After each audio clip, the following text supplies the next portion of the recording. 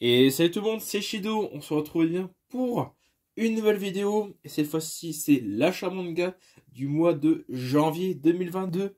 Alors pour ceux qui n'ont pas vu du coup la dernière vidéo qui était sortie, celle de la présentation des scanners Trap Team, où je vous ai souhaité du coup la bonne année, pour ceux qui font leur première vue de 2022 sur ma chaîne, eh bien je vous souhaite simplement une très bonne année 2022 pour ceux qui sont intéressés du coup que par les achats manga et ne regardant pas des vidéos sur Scanners.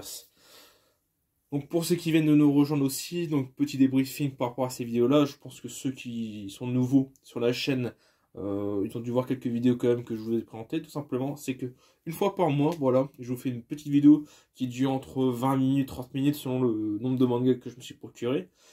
Ou tout simplement, du coup, voilà, je vous présente tous les achats que j'ai pu faire en termes de manga, que ce soit du coup les nouvelles séries, les mangas du coup j'avais mis en pause que j'ai repris, et bien entendu les nouveaux titres de ma collection de Mangatech. Alors ce mois-ci fut un mois pardon, très chargé en termes de manga parce qu'il y a en tout 17 tomes qui ont rejoint du coup ma Mangatech pour ce mois-ci. Alors je tourne actuellement, on est le 21 janvier. Donc il reste à peu près 9 jours, mais malheureusement, toutes les grosses sorties que j'attendais pour ce mois-ci sont déjà sorties. Il reste à peine 2-3 tomes à acheter. Mais bon, ça sera du coup pour la vidéo de février, que je pense qu'elle sera un peu moins chargée que janvier. Mais lorsque je dis ça, généralement, je me retrouve quand même avec plus de 10 mangas pour le mois. Parce qu'en moyenne, du coup, je tourne entre 10-15 mangas. Donc là, 17 pour ce mois-ci, c'est plutôt un bon chiffre pour une belle moyenne par rapport à la moyenne que je vous propose et que je vous présente dans les vidéos. Alors, le premier tome que je vais vous montrer actuellement, il s'agit d'un tome que je n'avais pas acheté tout de suite de la série, étant donné que c'est une série qui normalement apparaît tous les 6 mois.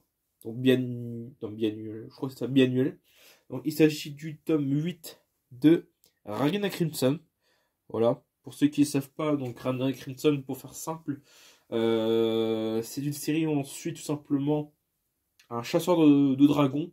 Voilà, un tueur de dragons, parce qu'éventuellement les dragons ont envahi son monde. Et son but, c'est tout simplement de les tuer pour se venger. Alors, je ne me rappelle plus de l'ambiance précise du manga. En tout cas, j'ai quelques briques. Parce que ça fait un petit moment que je l'avais lu. Et je pense qu'avec ce 8e tome, je vais me refaire les 7 premiers que j'ai déjà. Ensuite, nous avons chez Pokémon. Ça fait longtemps que j'avais pas repris un tome de chez eux. Étant donné que, bon, à part les gros tomes, j'ai presque tout en format standard. Il s'agit du tome 3 de Pokémon épée et bouclier. Pareil, qui était sorti il y a plus d'un mois quand même, mais j'attendais de me le procurer parce que j'avais d'autres sorties plus urgentes à prendre que prendre Pokémon tout simplement. Et surtout parce que épée et bouclier, je sais pas, je n'accroche pas plus que ça au manga. Mais bon, je continue quand même, étant donné que voilà, Pokémon, ça reste une de mes licences coup de cœur quand même. Ensuite, nous avons alors à la fois une nouvelle série de manga, même s'ils sont pas beaucoup, mais aussi du coup c'est tout simplement une aventure hors l'aventure principale du même titre. Il s'agit tout simplement de Goblin Slayer Brand New Day, donc l'une des deux autres séries de Goblin Slayer. Pareil, j'ai commencé à m'y intéresser étant donné que, comme vous voyez, je pense là-bas dans le fond, les tomes principaux de Goblin Slayer. Le principal, l'autre série de Goblin Slayer, je me rappelle plus du tout, je crois que c'est c'est quoi, c'est New Day, je crois que c'est Your quelque chose, je me rappelle plus du tout, qui dépareille en 6-7 tomes. Je vais commencer à m'y intéresser, pardon, étant donné que Brand New Day est fini en 2 tomes. Donc pareil, c'est le moment de commencer un peu ces séries qui vont compléter tout simplement l'histoire de Goblin Slayer. Ensuite, nous avons 2 tomes de la même série. Étant donné que pareil, j'avais mis en pause les achats du manga. Il s'agit du tome 4 et du tome 5 de 008 Apprenti Espion, que j'ai commencé à lire cette semaine tout simplement. Voilà, j'ai J'avais déjà lu les 3 premiers tomes et je me suis dit c'est le moment de continuer avec bien sûr le 5e tome qui sortait cette semaine ou la semaine dernière, je ne me rappelle plus. Donc je vous les montre. Voilà le tome 4 et le tome 5. Ensuite, nous avons le seul manga de chez Noël Graphics que je me suis procuré ce mois-ci. Il s'agit tout simplement du tome 5 de Rent a Girlfriend, donc un magnifique tome qui est encore sous scellé. Hein. J'ai pas encore décellé le manga étant donné que pareil, il faut que je me refasse la série. La série animée et aussi le manga. Parce que j'ai décidé du coup de reprendre à chaque fois le tout. Ensuite, nous avons un tome de chez Meian. Alors pareil, c'est une sacrée course au manga chez Meian parce que je suis à la fois en recherche du tome 5 de Skeleton Knight in Another World, si je me le prononce bien, qui était donc le tome 5. Je l'ai vu hier en manga. En magasin, pardon. Malheureusement, ils ont mis un coup de cutter sur la tranche.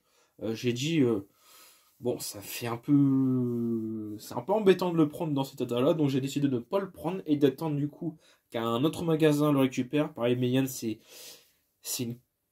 hyper long d'attendre les mangas parce qu'ils annoncent une date. Malheureusement, ils fournissent le manga dans les librairies, dans les magasins, ou à la Fnac et compagnie. Vraiment plus tard que le jour de sortie annoncé. Donc j'ai pu quand même me prendre donc le tome 4 de Chain Life in a Different World, l'un des 3 isekai, 4 isekai pardon, que je possède de chez Meian. C'est simple, les seuls mangas que je possède de chez eux sont tous des isekai. Donc comme je vous dis, il y a Skeleton Knight, il y a Swordmaster, il y a Chain Life, le tome 4 que je vous ai présenté juste là, et nous avons du coup, c'était le dernier qui est arrivé, l'Honor Life in Another World, qui est du coup le dernier isekai que je me suis procuré de chez Meian. Pareil, donc je verrai pour éventuellement prendre des autres tomes qui touchent des domaines différents que l'isekai, mais bon, étant donné que je suis un grand fan de ce genre, au plus grand fan que le genre peut porter, voilà, bon... Je ne dis pas que c'est pas le meilleur genre, parce que voilà, il y a comme pas mal de mangas isekai que malheureusement, bon voilà, c'est pas fou non plus, mais bon, étant donné que je suis un amoureux du genre, pourquoi pas. Continuez quand même. Ensuite, nous avons une nouvelle série, j'ai une nouvelle série, je fois. Un nouveau manga, un nouveau titre qui arrive donc dans ma mangatech. Il s'agit tout simplement encore d'un isekai, si je me trompe pas. Je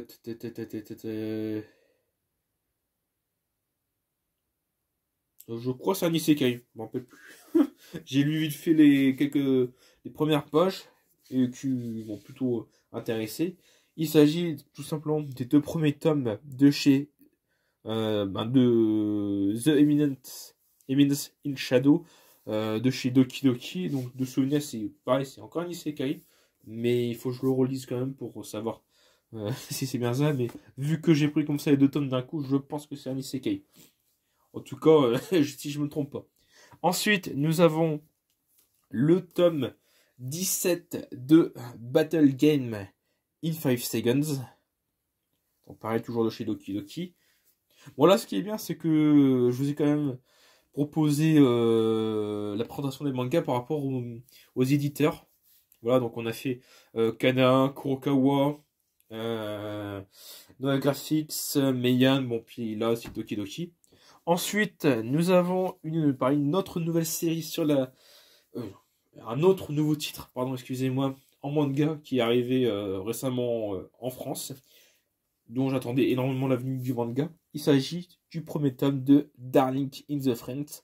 Voilà, je vous fais pas le topo, c'est un animé qui était apparu en France en 2018 qui nous raconte tout simplement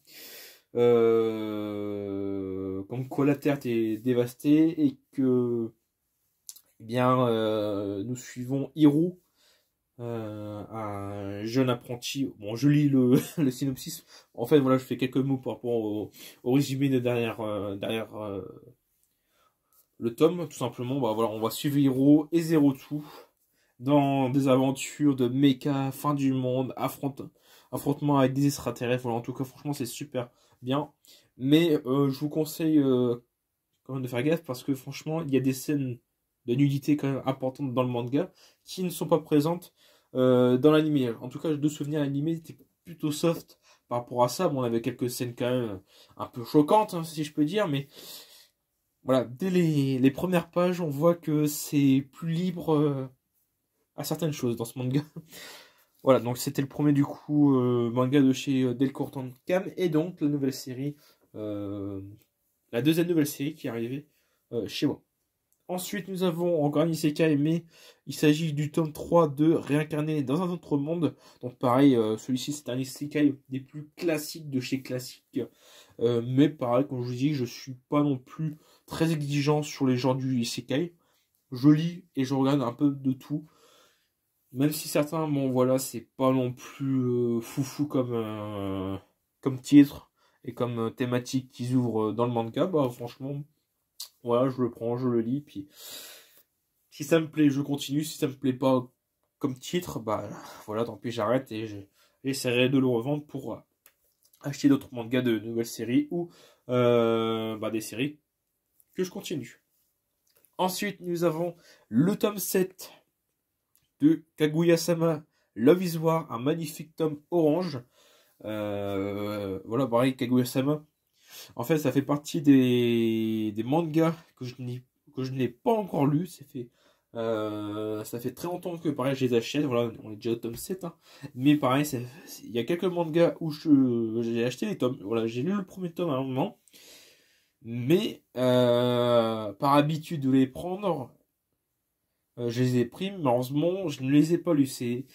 Il y a beaucoup de titres qui sont comme ça. Par exemple, qu'est-ce que j'avais comme titre que je n'ai plus trop lu? Par exemple, les Birdman, dont le tome 7, 8 et 9 sont sortis. Bon, pareil, j'ai pris un peu de retard, mais par exemple, les 6 premiers tomes, je ne les ai pas lus. Voilà, pour faire simple. Mais pareil, j'arriverai à un moment où il faudra que je les lise parce que le nombre de tomes continue à grandir. Malheureusement, je n'ai toujours pas lu, pardon, excusez-moi, un seul manga du titre. Ensuite, j'ai repris une série que... c'est incroyable ça. Un ancien titre que j'avais... Un titre actuel qui était sorti en manga, mais malheureusement, je l'avais stoppé depuis quelques mois quand même. Il s'agit des Bakemonogatari avec le tome 8. Voilà, donc c'est pareil, c'est un manga que j'avais délaissé depuis un bon moment. Lui, par contre, je l'ai lu. Voilà, les 7 tomes que j'avais, j'ai pu les lire. Mais au vu des priorités quand même de messages à le manga, j'avais un peu mis ça de côté pour pouvoir me concentrer sur des sorties qui me plaisaient le plus. Voilà, les sorties de Mushoku Tensei, Rising of Shihiro, si j'arrive à parler, les Demon Slayer, voilà, il y avait vraiment d'autres titres qui pour moi étaient plus urgents d'acheter que reprendre ma Bakemonogatari. Mais bon, à un moment, il va falloir que... Je me suis dit, il va falloir que je reprenne mes séries, en tout cas les quelques séries que... Et c'est incroyable ça, pourquoi je dis séries à chaque fois ça c'est parce que j'ai regardé un autre youtubeur qui parlait dans le manga, mais à chaque fois il disait donc j'ai lu le manga mais aussi la série, donc à chaque fois j'ai dû imprimer le mot série, à chaque fois je pensais à un manga, c'est incroyable. Mais bon, c'est pas voilà, on dit série, animé et tout tralala. Et nous allons finir du coup les achats manga par des mangas de chez Panini, je crois que c'est Panini Manga. Ouais, c'est ça, Panini Manga. Ouf. Bon, vous aurez dû deviner parce que Panini Manga, il n'y a qu'un seul tome chez moi où je possède de chez eux. Il s'agit de Demon Slayer. Et nous avons en premier lieu le tome 20 de Demon Slayer. Le voici, le tout beau, tout frais Demon Slayer tome 20. Et je vous dis, franchement, ça doit être l'un de mes meilleurs tomes, l'un des meilleurs tomes de la série, je pense, parce qu'il nous permet d'en apprendre un peu plus sur la première lune démoniaque, mais aussi en apprendre un peu plus sur l'utilisateur du souffle originel. Voilà, je ne vous spoil pas plus, parce que franchement, ça vaut le coup de lire ce tome-là. En tout cas, voilà, on arrive déjà au 20e tome. un cap assez important pour Demon Slayer parce que, comme vous savez, il n'y a que 23 tomes. Alors, quand je dis que 23 tomes, c'est... Voilà, 23 tomes, c'est énorme quand même en manga. Hein. Surtout pour un manga qui, malheureusement, au début, en 2018, Les Rôdeurs de la Nuit n'avait pas du tout marché en France. Et qui a pu un peu se démocratiser, surtout énormément depuis la sortie de l'animé. Voilà, en tout cas, de souvenir, c'était comme ça que le manga a pris vraiment, vraiment de l'ampleur lorsque l'animé est sorti. Où Demon Slayer a pu reprendre un bon flux de sortie, voilà, donc déjà 20e tome. Alors, c'est pas encore aujourd'hui que le titre que je possède avec le plus de manga dans ma mangatech sera détrôné, parce que pour l'instant, le titre que je possède le plus, c'est Seraph of the End avec 21 tomes. Alors, on se rapproche, hein, de Demon Slayer, c'est en 20 tomes. Donc, d'ici 2 mois, donc au tome 21, on aura peut-être rattrapé Seraph of the End. Je crois que le prochain tome de lui de sortir, je pense, peut-être en mars ou avril. Donc je ne sais pas, c'est vrai que Demon Slayer, Seraph of the End, pardon, excusez-moi, ça fait un très long moment que je n'avais plus entendu parler de titres sortis. Pareil, je crois, c'est tous les 6 mois qu'ils sortent un tome, donc hein, une parution très lente. Mais bon, 21 tomes qui sont sortis depuis 2015, milieu 2015 en France. Et vous avez Demon Slayer qui, normalement, de souvenir, je crois que c'était 2019 ou 2020 qui sont sortis. Je crois que c'est plus de 2019 quand même. Eh bien, on a en moitié mois de temps à rattraper les sorties de manga quand même. Et, enfin, c'est normal. Donc, le tome 20 de Demon Slayer. Alors, je ne perds pas plus de temps à radoter sur ce genre de choses. Ensuite, on continue avec les Demon Slayer avec le spin-off.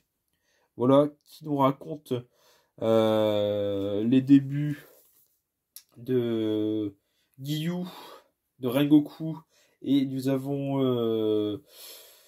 un bonus. Alors le bonus, je l'ai pas encore lu parce que j'ai pu lire sur ce tome-là de spin-off que la moitié du manga. Voilà, la moitié de l'aventure de Rengoku.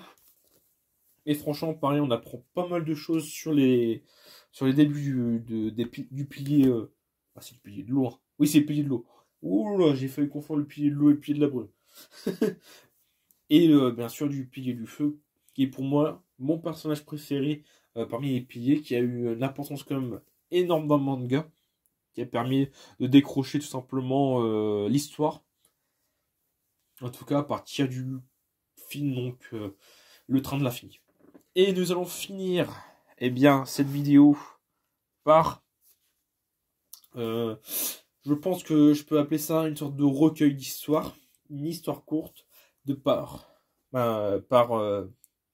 Koyaru Gotuge, qui est tout simplement l'auteur de Demon Slayer. Voilà, donc c'est un manga qui se rapproche du coup d'un recueil de petites histoires, et vous aurez en tout 4 petites histoires à l'intérieur.